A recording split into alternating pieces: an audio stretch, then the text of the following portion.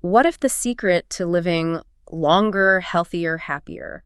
What if Yeah. it isn't just about your kale smoothies or hitting 10,000 steps? What if it's actually hidden in, the everyday ways you connect with the people closest to you? It sounds almost too simple, doesn't it? But imagine this. Yeah. Loneliness, like chronic loneliness, can be as bad for your physical health as smoking. Wow. Seriously. Wow. Significant. It is. And on the flip side, having really strong social connections, that can actually boost your odds of living longer by an incredible 50%. 50%, just from connection. So the little habits in our relationships, they're not just about feeling loved, they're fundamentally about our well-being. Exactly. Our physical health, mental health, social health, the whole package. And today, we're really going to dig into that. We're taking a deep dive into how these healthy relationship habits fuel everything. Okay. We've looked at a whole stack of fascinating stuff, psychology, neuroscience, but also just real-life wisdom from people's experiences. So what's the mission for us listening today? Our mission is to unpack some really tangible, actionable habits. Things you can actually start doing, like today. And crucially, understand why they matter so much. Why these consistent little practices are basically the fuel for a better life. All right, let's jump in. Where do we start? If relationships are key, what's the absolute foundation? Communication has to be. It's the cornerstone. But here's the thing, it's rarely intuitive. It takes work. Yeah, it's not always easy. I think a lot of us just assume good communication happens naturally. Right, and that's where things go wrong. So many couples drift apart because, well, communication breaks down. Expecting your partner to be a mind reader, for instance. Oh, the mind-reading trap. Guilty. We all are sometimes. Yeah. Or getting stuck in those awful blame cycles where resentment just builds and builds. Yeah. Silently, assuming they know what you need. That's really damaging. It really is. And tied into that, I guess, is emotional intelligence, EQ. That seems critical. What does that actually look like day to day in a relationship? Good question. EQ isn't just, keeping your cool. It's way more dynamic. It's about spotting your own emotions, understanding them, managing them, Okay. and at the same time, really tuning into what your partner's feeling, understanding their emotional world. It's navigating those tricky moments, big or small, with actual care and intention. So it's like emotional awareness for both of you. How does that change things when inevitably you hit a rough patch or have a disagreement? It changes everything. High EQ shifts conflict from being this destructive pattern into something you can actually work through together. Instead of just fighting against each other. Exactly. Think about Dr. Shirley Glass's work. She found that emotional disconnection is often what happens before things like infidelity. It shows how vital that emotional tuning in is for building trust. EQ builds that fortress, makes the relationship stronger. That makes total sense. Without that connection, things feel fragile. So if someone wants to build this EQ muscle, where's a practical place to start? Like one habit? Okay, one really powerful habit sounds simple, but it's huge. Pause and check in with yourself before you react. Yeah. Your partner says something, it triggers you. Instead of snapping back, just take a breath. Ask yourself, okay, what am I actually feeling right now? Hurt, angry, scared. Naming it. Naming it, even just to yourself, it creates this tiny, crucial space, lets you respond thoughtfully instead of just, lashing out. That pause. I can see how that would be a game changer. My default is often defense mode. What about the listening part? Right, so after you pause, the next habit is listen to understand, not to defend. This is tough for most of us. We want to fix it or prove our point. Definitely. But when your partner's talking, really hear them. Don't just wait for your turn to speak. Hold back on the counter-arguments, the solutions. Ask questions like, okay, so it sounds like you felt X when Y happened. Is that right? Reflecting it back. Yes. Reflecting it back, even if you don't get it perfectly, it makes them feel seen, heard.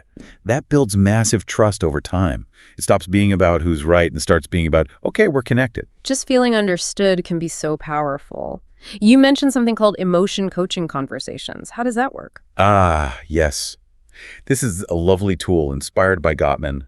You do this when things are calm, not mid-argument. Okay, good point. Maybe Sunday morning, coffee, whatever. One person shares something emotional, maybe stress from work, worry about something. The listener's job, just listen. Reflect back. Wow, sounds like you felt really overwhelmed then. And then validate. That makes total sense. I'd feel that way too. And crucially, no advice. No advice, no solutions, just comfort. Just being emotionally present, creating that safe space for the feelings themselves. I like that, creating a safe space. We heard about Alex and Jordan, that couple who really struggled with arguments, like it was a constant battle. How did these kinds of shifts help them? Oh, their story really illustrates this. Alex often felt dismissed. Jordan felt Alex was like too much, so he just shut down. A common pattern. Very. So they started trying these things, pausing, listening to understand the emotion coaching stuff. And yeah, they said it felt super clunky at first, awkward, like they were playing therapist, Oh, I can imagine. but they stuck with it. And then one night, Alex comes home, totally wiped out from a brutal day. Jordan, instead of his usual, well, did you try X approach, he just listened, really listened, and then said something simple like, wow, that sounds incredibly heavy. No wonder you're exhausted. And Alex? Alex actually teared up, but like relief tears, finally feeling heard. That one moment, that validation, it was a turning point. Their arguments didn't disappear, Right. but they changed. Less about winning, more about, okay, how do we get through this together? It shifted from that tug of war to feeling like they were actually supporting each other. Made the conflicts way less painful. It wasn't about being perfect, just showing up differently. That's amazing. Small shifts, huge impact. Okay, so moving beyond just the words, let's talk about deepening connection through other means. Fun, appreciation, that initial spark, right? It can fade into routine. It really can. The goal becomes consciously creating those little moments where, like you said, the world stops, even for a few seconds. How do you do that practically? It doesn't have to be grand gestures. It can be a real lingering hug before work, not just a peck, a proper kiss when you see each other again, or just carving out device-free time. Ah, the devices. Yeah. Think about sleeping together when that's possible. Not necessarily for sex, though that's important too, but just the cuddling, the quiet chat before sleep. That releases oxytocin, the bonding hormone. It really matters for closeness. I like that. Those small, consistent touches, 5-second kiss goodbye, even if you're rushing, it keeps the connection alive subconsciously. And going to bed together, turning off the TV, just talking, that's a simple, powerful habit. Totally. And let's not skip over fun. Play. So many couples get buried under responsibilities, job, kids, finances. They forget how to just have fun together. It seems almost frivolous sometimes, but it's probably essential. It is essential. Unleash your inner kid sometimes. Yeah. Maybe make a list together. What makes us both genuinely laugh? And then actually do those things. It's huge for shared joy, for mental health. We hear about date nights, but I also love the idea of spontaneous fun, like that plant a fun note idea, leaving a silly message somewhere unexpected, or a random kiss while they're doing dishes. Yes. Those little surprises break the monotony, inject that spark. And it doesn't have to be elaborate. Maybe turn a chore into a silly game. Find a goofy competitive activity. Just keep things light sometimes. Okay, so fun is important. What about appreciation? That seems simple, but maybe overlooked. Hugely overlooked. It starts with simple gratitude. Just consistently saying thank you. Even for tiny things. Thanks for making dinner. Thanks for tidying that up. It matters. But there's more to it than just thanks, right? Yeah. There is. Make it a habit, maybe before bed, to verbalize why you appreciated something they did that day. I really appreciated when you listened to me vent earlier. It made me feel supported. It takes seconds, but it actively acknowledges their effort. Our brains love recognition. And saying it out loud reinforces it for both of you. It trains you to look for the good. Exactly. Creates this positive upward spiral, which ties into another fascinating idea. Responding to bids for attention. Bids for attention. What does that mean? This is a big one from Dr. John Gottman. A bid is often something small, seems trivial. Your partner says, hey, look at that weird cloud. Okay. On the surface, it's about the cloud. But underneath, it's a tiny request. Connect with me for a second. Share this moment. Ah, I see. So the response is crucial. Absolutely. Do you grunt, ignore it? Or do you look up and say, oh yeah, that is weird. What does it look like to you? So turning towards them, even for something small, even if you're busy. Exactly. Because dismissing those little bids over and over makes your partner feel invisible, unimportant. Turning towards them, showing interest in what they're interested in, even for a moment. That builds connection. It builds the emotional bank account. Each time you turn towards a bid, you make a deposit. Turn away, you make a withdrawal. You need a healthy balance for the relationship to thrive. That's such a powerful metaphor, the emotional bank account. This all leads into what I think of as the invisible pillars. Trust, growth, shared purpose. Trust is foundational, but how do you actively maintain it? Well, one key habit is a sincere, quick apology. If you mess up, hurt them. Own it. Say sorry, clearly, no buts. And if they need to understand why, explain patiently. And crucially, never argue by yelling. It just creates fear, not understanding. That's a hard rule, but probably a good one. What else? Another big one, give the benefit of the doubt. Assume they acted impulsively, maybe thoughtlessly, rather than with selfish intent. Believe they meant well, even if the impact wasn't great. That stops that toxic doubt from creeping in and poisoning things. It changes how you see everything they do. Assuming good intent. That could prevent so many unnecessary fights. Okay, what about growth? How do couples grow together? Great question. You have to nurture three things. You, your individual growth, me, your partner's individual growth, and us, the relationship itself. You, me, and us. I like that. A practical habit for the us part is something like a weekly State of the Union meeting. Maybe an hour, no distractions. A meeting. Sounds a bit formal. It can be, but it's effective. Start with maybe 5 things you each appreciated about the other that week, then talk about what went well for us, and then discuss one thing you could improve on together. Just one. It keeps things manageable, prevents stuff from festering. Okay, I can see how that would build a sense of teamwork, being proactive. Exactly. It builds that shared purpose. And part of that is supporting each other's individual stuff too. Their hobbies, passions, be their cheerleader. As long as it's balanced, people coming back refreshed with new things to share actually enriches the US. So it's not about doing everything together. Not at all. Find shared interests too, definitely. Create those happy memories together beyond just chores. But supporting individual growth is key. Okay, let's zoom out now. We started by hinting at the big health connection.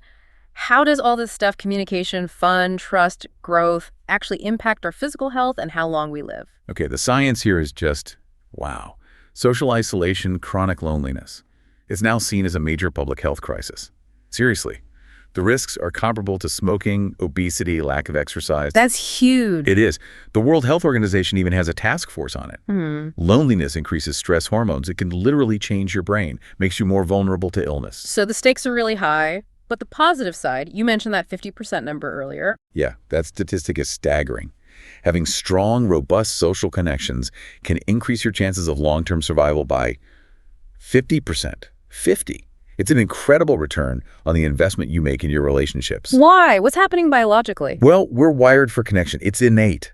When we have positive interactions, our brain's reward system lights up, releases dopamine, makes us feel happy, joyful. It feels good, so we want more of it, and it forms positive memories. Even just recalling happy relational memories can activate that reward center. So our relationships are literally shaping our brains and bodies. Constantly.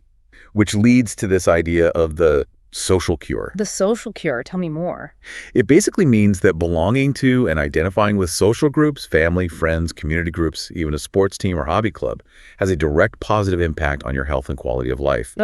These groups give us vital psychological resources, that sense of connection, obviously, but also trust, a feeling of meaning and purpose, and crucially, social support people who have your back when things get tough, like life shock absorbers. That makes sense. Is there proof this actually works? Oh yeah, tons. Studies show, especially with older adults, that group activities, physical ones, cognitive ones, improve everything. Physical function like strength, cognitive function like memory, psychological well-being, less depression, more self-esteem, and they build friendships, reduce isolation. So it's not just the activity itself, like playing cards or walking. Exactly. What's fascinating is often it's the feeling of belonging, the connection within the group, that keeps people coming back and engaged. It's the human element that delivers so many of the benefits. And for anyone listening, maybe feeling a bit isolated or like their relationships aren't where they want them to be, is it too late? Absolutely not. Never too late. You can start prioritizing and building these connections right now at any stage of life. That's really hopeful. It is. Because nurturing healthy relationships, it's not like reaching a finish line. It's an ongoing process, like tending a garden. Right. It needs consistent care. It's about cultivating these daily habits. We talked about the greetings, the gratitude, the open communication, the shared laughter, understanding each other. That's what builds resilience, trust, intimacy, and that's what profoundly impacts all aspects of your well-being. So maybe the question for everyone listening is, are you actively tending to that relationship garden? What's one small, consistent habit you could plant today? Something that could help your connections and ultimately your own health really start to flourish. We'd really encourage you to pick just one thing from our chat today. Maybe it's the pause before reacting. Maybe it's verbalizing one specific appreciation tonight. Just try it this week. See what happens. Let curiosity lead the way. We really hope this deep dive has given you some valuable ideas, some fuel for your connections to truly enrich your life.